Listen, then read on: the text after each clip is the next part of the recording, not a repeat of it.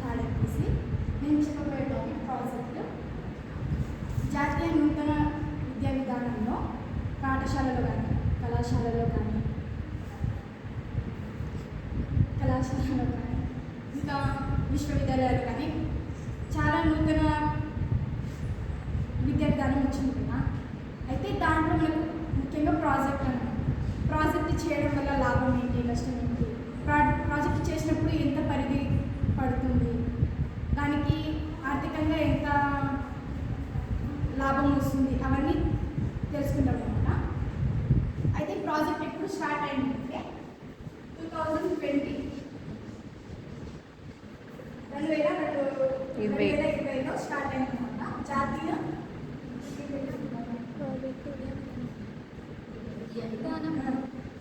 విద్యా విధానంలో ఇది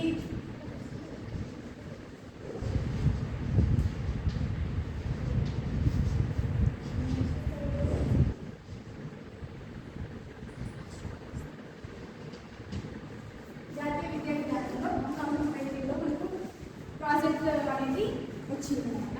అయితే మన తెలంగాణ రాష్ట్రంలో మన తెలంగాణలో ఎప్పుడు వచ్చిందంటే 1920లోనే మనం డిగ్రీ చదువుకున్నా కానీ 6th సెమిస్టర్లో ఖచ్చితంగా ప్రాజెక్ట్ చేయాలి ఏదైనా ఒక సబ్జెక్ట్ పైన అని ఇప్పుడు ప్రజెంట్ మనం చేస్తున్నాం కూడా. అయితే మనం 10th వరకు చదివినాం కదా. 10th వరకు చదివినప్పుడు మనకు పర్యావరణ బుక్ అని ఇస్తుండే కదా. ఆ బుక్లో మనం ఏమేమి నేర్చుకున్నామంటే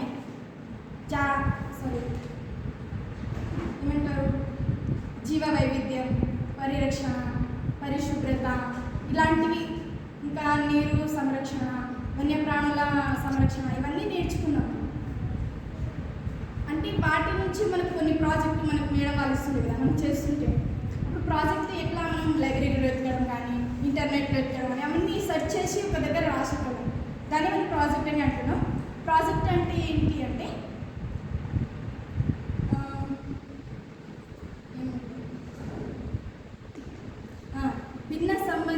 భిన్న సంబంధాలను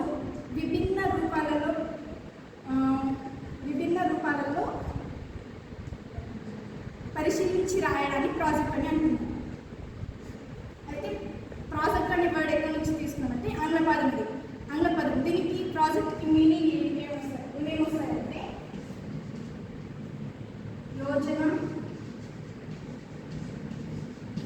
యోజన, పరియోజన, ఇంకొకటి పథకం అని అనొచ్చు. పథకం అంటే ఏంటంటే వ్యూహ, ఎత్తుగడ, ఇంకా ఇంప్లిమెంట్ చేయడం అంటాం చూడండి. అది మనం ప్రాజెక్టులో 4 విధాలుగా చూడవచ్చు. ఫస్ట్ మనం ప్రాజెక్ట్ని అంటున్నాం. ప్రాజెక్ట్ అంటే ఏంటంటే మనం నీటి నిల్వ కోసం కట్టడాలు కడతాం కదా, ఆనకట్టలు అవి, దానిలో ప్రాజెక్ట్ అంటున్నాం. పెద్ద పెద్ద భవనాలు కడుతున్నాం, అది కూడా ప్రాజెక్టే. ఇంకా మనకు ప్రభుత్వం ఎన్నో పథకాలను ఇంప్లిమెంట్ చేస్తుంటుంది కదా, దానిలో ప్రాజెక్ట్ కిందకి చెప్తున్నాము. అంటే వీటన్నిటిని కలిపి మనం ప్రాజెక్ట్ అని అంటున్నామని చెప్పవచ్చు. అయితే ప్రాజెక్ట్ ముఖ్యంగా 4 రకాలు అనమాట. దాంట్లో ఫస్ట్ వన్ ఏంటంటే శాస్త్ర సాంకేతిక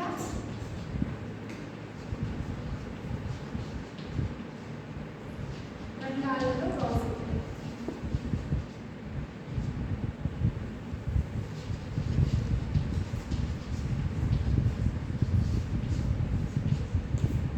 శాస్త్ర సాంకేతిక రంగాలలో ప్రాజెక్ట్ అని అంటున్నాం.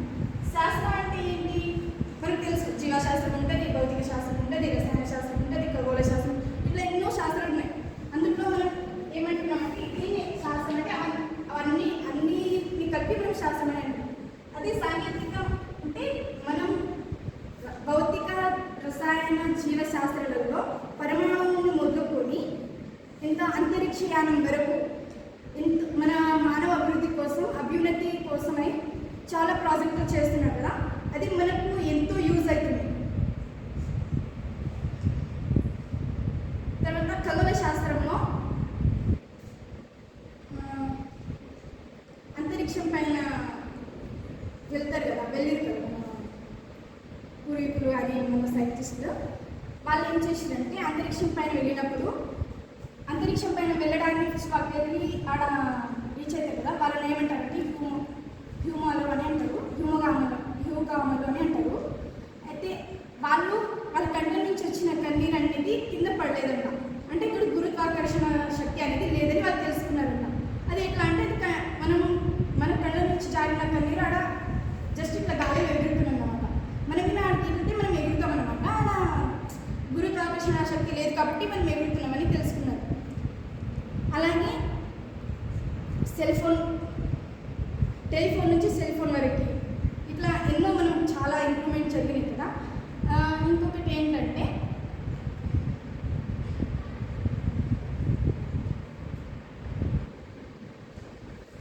ప్రాజెక్టులో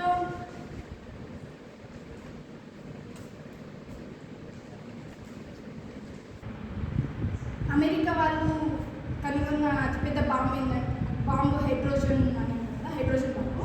దాన్ని మొదలుకొని మన భారతదేశం కనుగొన్న కరోనా వ్యాక్సిన్స్, కోవాక్సిన్ అవన్నీ టీకాలు కనుగొన్నది కదా, అంతవరకు ఇప్పటి వరకు అభివృద్ధి జరుగుతూనే ఉంది. అంటే ఒకటొకటి మనకు ఇంప్లిమెంట్ అవుతూనే ఉన్నాయి. ఏవేవో మనం కొత్త దాంట్లో ప్రాజెక్ట్ కిందకి తీసుకుంటున్నాం అన్నమాట. ఇంకా చెప్పాలంటే విక్రమ్ సారాభాయ్ స్థాపించిన ఇస్రో కంపెనీ,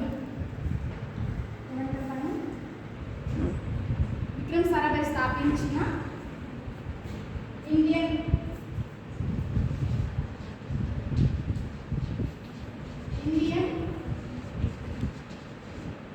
ఇస్రో సంస్థ ఇది ఎప్పుడు స్థాపించారంటే 1969 ఆగస్టు 15న ఇది స్థాపించారు.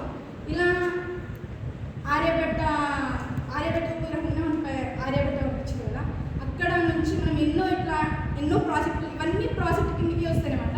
ఇట్లాంటివి ఎన్నో మనం చూస్తూనే ఉన్నాము ప్రాజెక్టు కిందకి. ఇంకా సెకండ్ టైప్ ఏంటంటే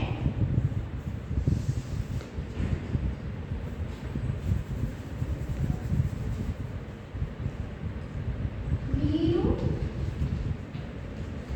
విద్యుత్, రోడ్డు,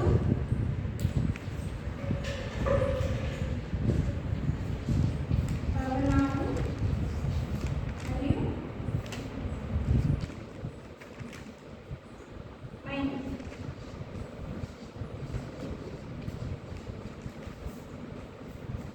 ఇది ప్రాజెక్టులు సెకండ్ టైప్.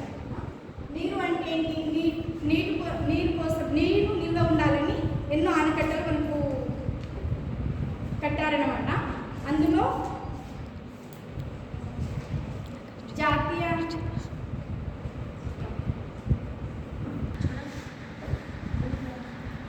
అంతర్జాతీయ నీటి ప్రాజెక్టులు ఏవేవి అంటే, అంతర్జాతీయ నీటి ప్రాజెక్టులు శారద బ్యారేజ్లు, మహాకాళి, తనం. ఇవి అంతర్జాతీయ నీటి ప్రాజెక్టులు. ఇంకా మన తెలంగాణలో వచ్చేసి ఏవేవి ఉన్నాయి అంటే శ్రీరామ్ సాగర్,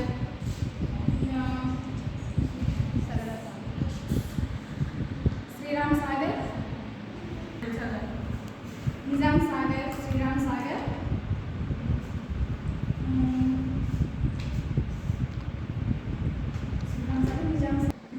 జూరాల ప్రాజెక్టు, సరళ సాగర్, ఇవన్నీ మన తెలంగాణలో ఉన్నాయి. అయితే మనం ఇవన్నీ ఎందుకు కట్టుకుంటున్నామంటే నీటి నిల్వ కోసం. వీటిలో మనం ప్రాజెక్ట్ అని అంటున్నాం. ఇంకొకటి విద్యుత్. అంటే మనకి విద్యుత్ ఎక్కడి నుంచి సరఫరా అవుతుంది? సముద్రాల నుంచి సముద్రాల నుంచి ఇలాంటివి జరుగుతున్నాయి కదా. అయితే దానిలో కొన్ని ఏంటంటే విద్యుత్కి శ్రీశైలం, ఇంకొకటి సీలేరు. ఇవన్నీ విద్యుత్కి సంబంధించిన అనమాట. అయితే దీంట్లో థర్డ్ టైప్ ఏంటంటే ప్రాజెక్ట్లో థర్డ్ టైప్లో ప్రభుత్వ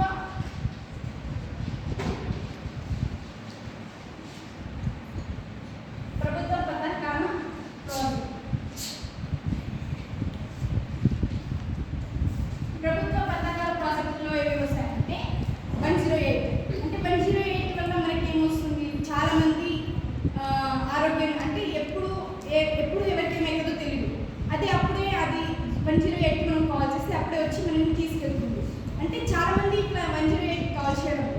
చాలామంది ఆరోగ్యం అప్పుడే క్యూర్ అవుతున్నారు అనమాట. వాళ్ళు తీసుకొచ్చి తీసుకెళ్ళి చాలామందిని ఏమంటారు వాళ్ళ అనారోగ్యంగా ఉన్నప్పుడు వాళ్ళని తీసుకెళ్ళి సేవ చేయడం ఇట్లాంటివి జరుగుతుంది. అలాగే మనకు మిషన్ భగీరథ వల్ల మనకు మంచినీరు తాగడానికి చాలా మనకు ఒకప్పుడు అసలు వాటర్ అంటే చాలా దూరం నుంచి ఎత్తుకురావడం బోర్లు రాకపోతే వేరే వాళ్ళ బోర్ల దగ్గర వెళ్ళడం ఇట్లాంటివి జరుగుతాయి. అదే మిషన్ భగీరథ వల్ల ఇంటింటికి ఒక నల్ల వచ్చింది. ఆ నల్ల వల్ల మనకు తాగడానికి నీళ్ళు స్పెసిఫిక్ ఇంటికాడే వచ్చిందనమాట. అలాగే కాకతీయ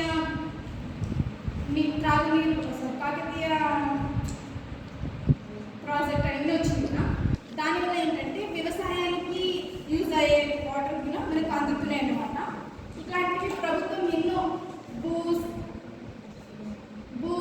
ఏమంటారు భూమిని పంచిపెట్టడం అనేటట్టు అది కూడా మనకు వచ్చింది. రైతు బీమా ఇవన్నీ ఇంప్రూవ్మెంట్ ఎక్కడ జరిగినాయంటే ప్రభుత్వ పథకాల ప్రాజెక్టులు జరిగినాయని చెప్తున్నాం కదా. అవన్నీ జరగడం వల్ల యూజ్ ఏంటి మనకు అంటే ప్రజలు చాలా వాటిని వాళ్ళ అవసరాలకి యూజ్ అవుతున్నాయి కాబట్టి అవి ఇంప్లిమెంట్ చేయడంలో తప్పేం లేదు. అంటే అవి ప్రాజెక్ట్ కిందికి వస్తున్నాయని చెప్పొచ్చు మనము. ఇంకా దీనిలో ఫోర్త్ వన్ ఏంటంటే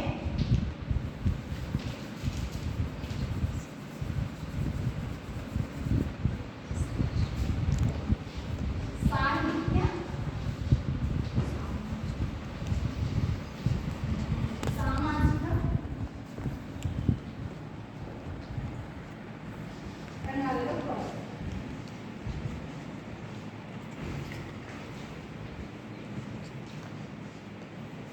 సాహిత్యం అంటే ఏంటి? మంచి మాట అంటే మనం మంచి గురించి తెలుసుకోవడంలో తప్పేం లేదు కదా. అంటే సాహిత్యం గురించి తెలియజేయడానికి సాహిత్య సామాజిక రంగాలలో ప్రాజెక్ట్ అని అంటున్నాము. దీంట్లో మళ్ళీ 3 టైప్స్ ఉంటాయి సాహిత్య సామాజిక రంగాల్లో. అవి ఏంటంటే మేజర్, మైనర్, వ్యక్తిగత ప్రాజెక్ట్ అని ఉంటాయి.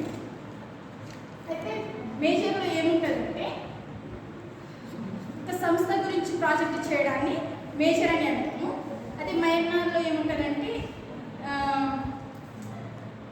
మైనర్లో ఇద్దరు లేదా ముగ్గురు కలిసి చేస్తారు కదా. ఇద్దరు లేదా ముగ్గురు కలిసి చేసే ప్రాజెక్టుని మైనర్ ప్రాజెక్ట్ అని అంటున్నాం. అదే వ్యక్తిగత ప్రాజెక్ట్ అంటే ఏంటి అంటే వ్యక్తిగత ప్రాజెక్టులో వాళ్ళకి తెలిసినవి వ్యక్తిగతంగా చేయడం, ఎంకరేజ్ చేయడం అనమాట. ఏకనాయకంగా ప్రాజెక్ట్ చేయడం అంటాం కదా అదనమాట. మళ్ళీ దాంట్లో వ్యక్తిగత ప్రాజెక్టులో మళ్ళీ 2 టైప్స్ అన్నమాట.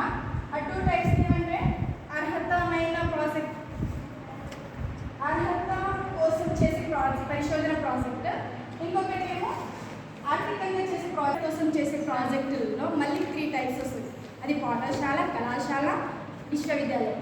ఈ మూడు ఉంటాయన్నమాట. ఈ మూడిట్లలో మనం ప్రాజెక్ట్ చేయడం వల్ల లాభం ఏంటని మనం తెలుసుకున్నప్పుడు ప్రాజెక్ట్ చేసినప్పుడు మనం ఒక అధ్యయనం చేస్తాం కదా. అధ్యయనం చేయడం వల్ల మనకు కొన్ని ఆలోచనలు, ఊహలు వస్తాయి కదా. ఆ ఆలోచనలు, ఊహలు రేకెత్తడం వల్ల మనకు కొన్ని ప్రశ్నలు వస్తాయి అన్నమాట. ఆ ప్రశ్నలు వచ్చినప్పుడు మనం వేరే వాళ్ళని అడుగుతాం కదా. ఇవి డౌట్స్. ఆ డౌట్స్ వల్ల వాళ్ళు కూడా మనకు ఏమంటారు హెల్ప్ చేయొచ్చు అన్నమాట. ఆ క్వశ్చన్స్ రావడం వల్ల మనం కొత్త విషయాలను మళ్ళీ కనిపెట్టవచ్చు.